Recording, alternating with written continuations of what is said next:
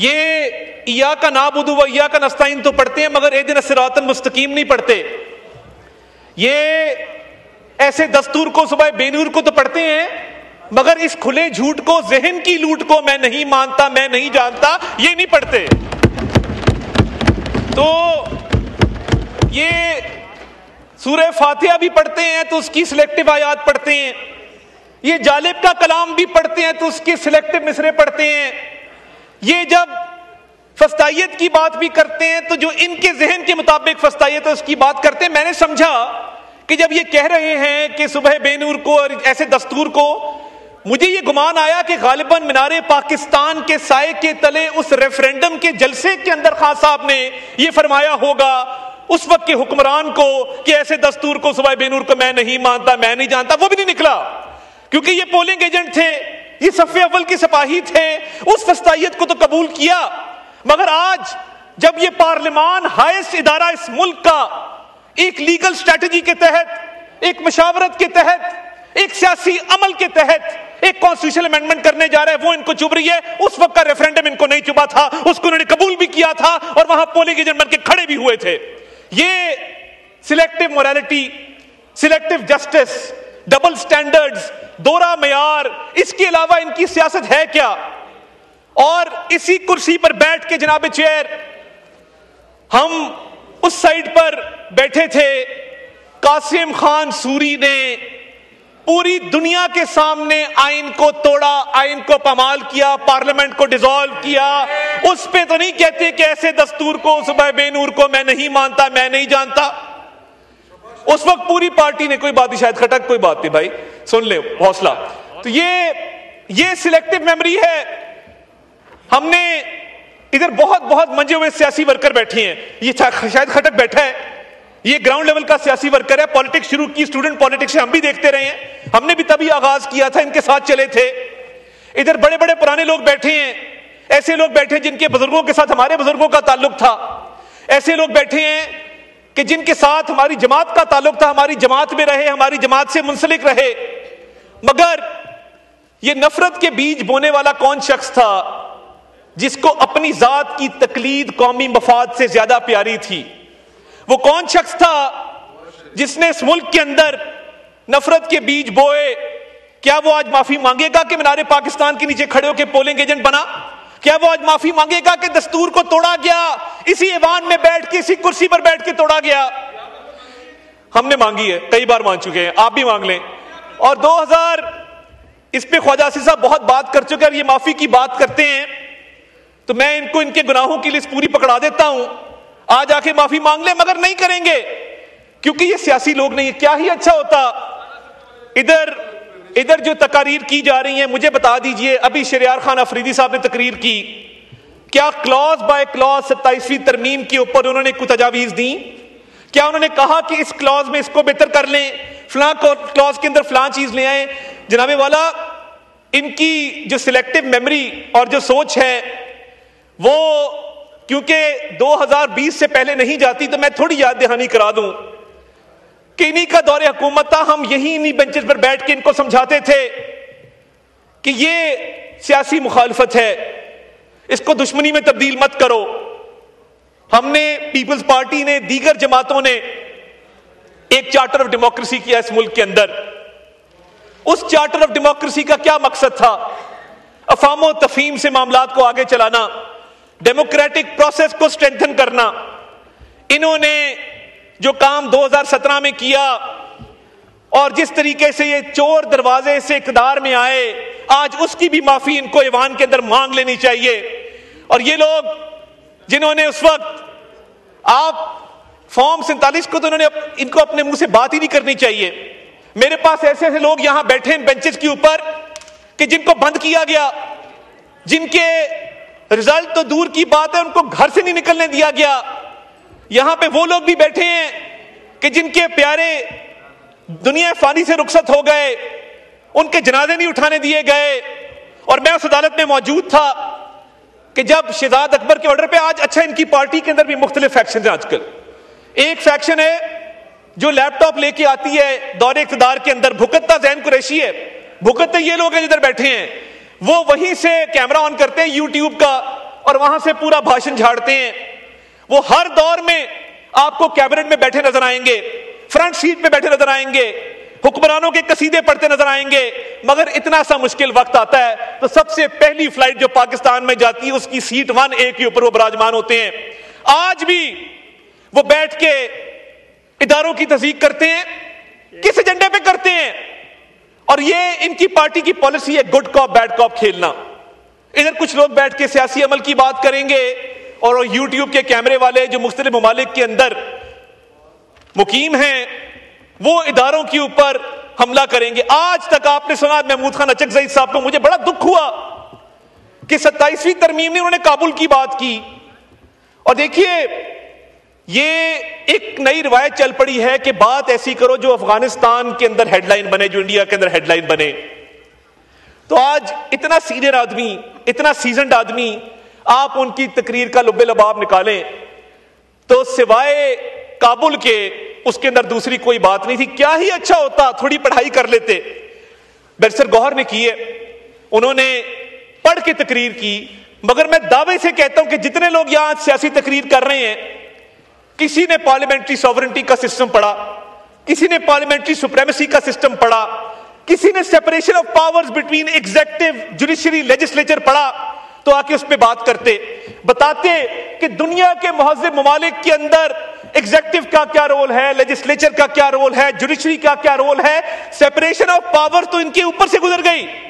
آج آ کے بات کرتے تو بات کرتے کانسٹیٹیوشنل سپریمیسی کی, بتاتے کہ جی ہم ایک آپ کے لیے ڈاکیومنٹ لے کے آئے ہیں, ہم چاہتے ہیں کہ اس ڈاکیومنٹ کو بھی پڑھا جائے. مگر کیونکہ ویڈیو بنا کر صبح بے نور لکھنا آسان ہے تو یہ آسان رستہ چنا گیا. کیا پارلیمانی پارٹی کی جوائنٹ اپوزیشن نے میٹنگ بلائی؟ کیا کہا کہ ہم بیٹھتے ہیں اور ایک ایک شک پہ بات کرتے ہیں؟ وہ نہیں کریں گے. جس چیز پہ زیادہ لائکس آئیں گے, ویوز آئیں گے, جو بڑا تماشا کھڑا کرے گا وہ بات یہاں پہ کریں گے ایوان کے اندر. 27ویں ترمیم پہ بات چیت آج کی شروع نہیں ہوئی جناب والا, یہ چارٹر آف ڈیموکریسی سے پچھلے 20 سال سے کانسٹیٹیوشنل کورٹس کی بات جاری ہے.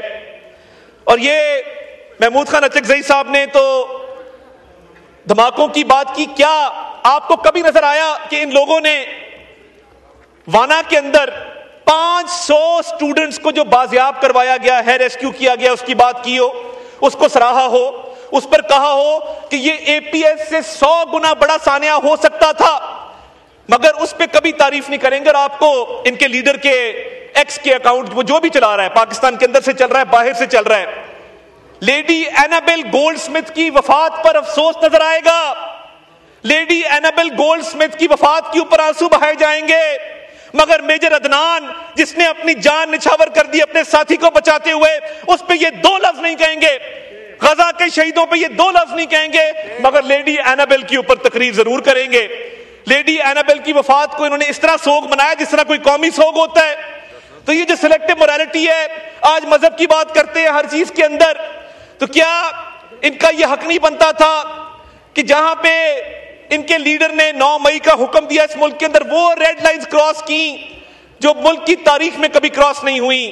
شہداء کی یادگاروں کو مسمار کرنا, دفاعی اداروں پر حملے کرنا, اور ان لوگوں کو جا کے پوچھیں, یہ بڑی بات کرتے ہیں جن لوگوں کو یہ اکسا کر کور کمانڈر ہاؤس لے کر گئے, ریڈیو پاکستان لے کر گئے, دیگر عمارتوں میں لے کر گئے, قانونی پیروی کرنے انہوں نے پیچھے دیکھا, ان میں سے کوئی نہیں گیا. ان کی جماعت نے ان کارکنوں کو پوچھا ہی نہیں کہ آپ کے حالات کیا ہیں, ہم کیا مدد آپ کی کر سکتے ہیں. تو یہ سیاسی ورکرز کو ڈچ کرنا اور ان کو پہلے ان کے مائنڈز کو پلوٹ کر کے ان کو جرائم پہ اکسانا اپنے سیاسی مقاصد کے لیے. آج بھی کانسٹیٹیوشن کے حوالے سے آپ پوچھیں گے, کیونکہ بل نہیں پڑا, ادھر اس کو ایک شک اگر یہ بتا دیں اس میں کوئی تجویز آئی ہو, کوئی انہوں نے کمیٹی کے اندر آ کے تجاویز دی ہو, یہ پروسیس کا حصہ نہیں بنیں گے. مگر ہاں پولیٹیکل پوائنٹ سکورنگ کے لیے, اور یہ ان کا حساب ان لوگوں کا ہے جو ٹریلر میں آ کے فلم دیکھتے ہیں, یعنی وہ ٹریلر سے پہلے کی فلم کا کوئی نہیں پتا کہ ٹریلر سے پہلے بھی کوئی 1.5 گھنٹہ فلم چلی ہے, ٹریلر کے بعد جو ہے وہی ان کو نظر آتا ہے, کیونکہ ان کی مینٹالٹی, ان کی موریلٹی وہ ساری 2022 کے بعد کی ہے. اور جناب والا شہریار خان افریدی صاحب نے بڑی اچھی باتیں کی, بڑا انہوں نے یہاں پہ ایک ملک کی سیاست کے اوپر روشنی ڈالی. کیا ہی اچھا ہوتا کہ جب اس ملک میں خواتین کو جیلوں میں ڈالنے کا سلسلہ ان کی پارٹی نے شروع کیا تھا، اس پر بھی تھوڑی بات کر لیتے۔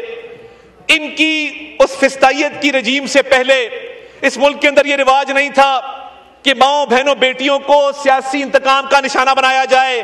ہمارے معاشرے میں ماں بہن بیٹی کی بڑی عزت ہے، لوگ بڑی قدر کی نگاہ سے دیکھتے ہیں، مگر ان لوگوں نے یہ روایت ڈالی کہ سیاسی انتقام میں اندھے ہو کر اس وقت ہم ان کو سمجھاتے تھے، ادھر بیٹھ کے سمجھاتے تھے کہ یہ وقت کا دھارا ہے، یہ ایک سا نہیں رہتا، جیسی کرنی ویسی بھرنی، مگر ان کو یہ بات سمجھ نہیں آتی تھی۔ آج بھی یہ اسی روش کے اوپر ہیں۔ انہوں نے پچھلے 4-4.5 سال میں کچھ نہیں سیکھا، اگر سیکھا ہوتا تو 27ویں ترمیم پر آ کر بات کرتے، پولیٹیکل پروسیس کا حصہ بنتے، پولیٹیکل پروسیس پہ کامنٹ کرتے، مگر سیاسی تقاریر جتنی مرضی کروا لیں اس پہ ان کو پوری مہارت حاصل ہے، مگر یہ کبھی بات نہیں کریں گے کہ کانسٹیٹیوشنل امینڈمنٹ کیا ہوتی ہے، کانسٹیٹیوشن کی سپریمیسی کیا ہوتی ہے، پارلیمنٹری سوورنٹی کا کیا نوشن ہے، سپریشن آف پاورز کیسے ہوتی ہے۔ اور جناب والا اگر تھوڑی سی ریسرچ کر لیتے، تھوڑی سی انگریزی پڑھنے کی زحمت کر لیتے، تو آج یہاں پہ ہاؤس کے اندر ایک پروڈکٹیو ڈسکشن ہو رہی ہوتی۔ آج ہاؤس کے اندر ایک مکمل طور پہ اس کے اوپر پوری دنیا میں ایک میسج جا رہا ہوتا کہ جی پاکستان کی پارلیمنٹ نے بڑی اس کے اوپر فروٹفل ڈیبیٹ کی ہے، لیگل نوشنز کے اوپر ڈیبیٹ کی ہے، کانسٹیٹیوشنل نارمز پہ ڈیبیٹ کی ہے، دنیا کی جو بیسٹ پریکٹسز ہے اس پہ ڈیبیٹ کی ہے۔ اور جناب والا میں بالکل کلیئر کر دوں کہ آرٹیکل 243 کے حوالے سے الحمدللہ پاکستان کی ایک عزت بنی۔ مئی کی جنگ کے بعد ہم دنیا میں جہاں جاتے ہیں لوگ پاکستانیوں کو قدر کی نگاہ سے دیکھتے ہیں۔ آپ جائیں باہر، سعودی عرب میں جو اسٹریٹجک میوچل ڈیفنس اگریمنٹ ہوا، جو economic cooperation frame work launch ہوا، پاکستان کے جھنڈے 25 کلومیٹر ریاض شہر کے اندر میں نے لگے خود دیکھے۔ یہ کس کی بات کرتے ہیں؟ یہ باہر جائیں تو صحیح، جس ایئرپورٹ پہ پاکستانی جا کے سب پاسپورٹ امیگریشن کاؤنٹر پہ دیکھتا ہے، لوگ اس کو عزت اور قدر کی نگاہ سے دیکھتے ہیں۔ دنیا کے ممالک پاکستان کا نام لے رہے ہیں، پاکستان کی عزت کر رہے ہیں۔ اور میں صرف ریکارڈ کی درستگی کے لیے، شہریار خان افریدی صاحب نے کہا کہ اتنے ہزار لوگ باہر چلے گئے۔ جناب والا صرف اس اکتوبر کے مہینے میں پاکستان کو 3.4 ارب ڈالر کی ریمیٹنسز آئی ہیں، جو پچھلے سال کے مقابلے میں 11% زیادہ ہے۔ تو یہ ان کو نظر نہیں آتا کہ جو بیرون ملک پاکستانی ہیں انہوں نے کالز دی، کیا ان کے لیڈر کے کہنے پہ انہوں نے نہیں کہا کہ پاکستان ریمیٹنسز مت بھیجو؟ آپ موازنہ کر لیں کہ ریمیٹنسز ریکارڈ ہے اس وقت، آپ کی بائیکاٹ کی کالز کے باوجود آپ بار بار کہتے رہے مت بھیجو مت بھیجو مت بھیجو، مگر میں اوورسیز پاکستانی کو سلام پیش کرتا ہوں، جتنا آپ نے منع کیا اتنی زیادہ ریمیٹنسز پاکستان کے اندر آئی ہیں۔ آپ منع کرتے رہے وہ ریمیٹنسز بھیجتے رہے، آپ منع کرتے رہے وہ ریمیٹنسز بھیجتے رہے، آپ کہتے رہے کہ سب پاسپورٹ کی عزت نہیں ہوگی، ملک ڈیفالٹ کر جائے گا۔ آپ کی تمام تر خواہشات جو اس ملک کے مفاد کے خلاف تھی، اللہ تعالیٰ نے اس کو غلط ثابت کیا۔ آج پاکستان کی عزت ہے وہ جنگ جیتنے کی وجہ سے ہے، آج پاکستان کی عزت ہے تو وہ اکنامک ریکوری کی وجہ سے ہے، آج پاکستان کی عزت ہے تو اس وجہ سے ہے کہ پاکستان میں ایک جرأت مندانہ اور دلیر قیادت موجود ہے، ورنہ انہی بینچز پہ کھڑے ہو کے تو آپ کے لیڈر نے کہا تھا میں کیا کروں، میں حملہ کر دوں، میں کیا کروں، میں حملہ کر دوں۔ تو پھر اس قوم نے دکھایا کہ جب لیڈر دلیر ہو، جب وزیر اعظم دلیر ہو، اس کے ساتھی دلیر ہوں، جب فیلڈ مارشل سعید عاصم منیع جیسا لیڈر ملٹری قیادت کو میسر ہو، تو پھر وہی ہوتا ہے جو مارکہ حق میں بھارت کے ساتھ ہوا۔ اور آج اس کو بھی محمود خان اچکزئی صاحب تسلیم کرنے کو تیار نہیں ہیں، ان کو کابل کابل اور کابل نظر آتا ہے۔ میں بالکل کلیئر کر دوں، یہ اب نہیں چلے گا کہ افغانستان کی سرزمین پاکستان کے خلاف استعمال ہو، دہشت گردی کی کارروائیوں کے لیے استعمال ہو۔ میں یہ آپ کو بتانا چاہتا ہوں کہ کل بھی جس جرأت مندانہ طریقے سے ان سٹوڈنٹس کو ریسکیو کیا گیا ہے، اس ہاؤس کے اندر ہم ان جوانوں کو، ان افسروں کو خراج تحسین پیش کرتے ہیں۔ اور آپ تھوڑا سا صرف اپنا ریکارڈ درست کر لیں، آپ نے کانسٹیٹیوشن بھی نہیں پڑھا، آپ نے 27ویں ترمیم بھی نہیں پڑھی، آپ نے تاریخ بھی نہیں پڑھی، صرف پچھلی 4 سالوں کی داستان ہے جس پر چیخو پکار ہے، جس پہ رونا دھونا ہے، اور رونے دھونے کے علاوہ کچھ نہیں ہے۔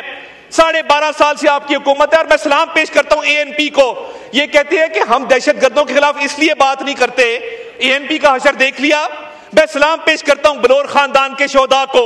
میں سلام پیش کرتا ہوں افتخار صاحب کے بیٹے کو، جنہوں نے جان کا نذرانہ پیش کیا، جنہوں نے اپنا خون دے کے اس چمن کی آبیاری کی. اور آپ کہتے ہیں کہ ان کا حشر دیکھ لیا، ہم اس لیے دہشت گردوں کے خلاف بات نہیں کرتے.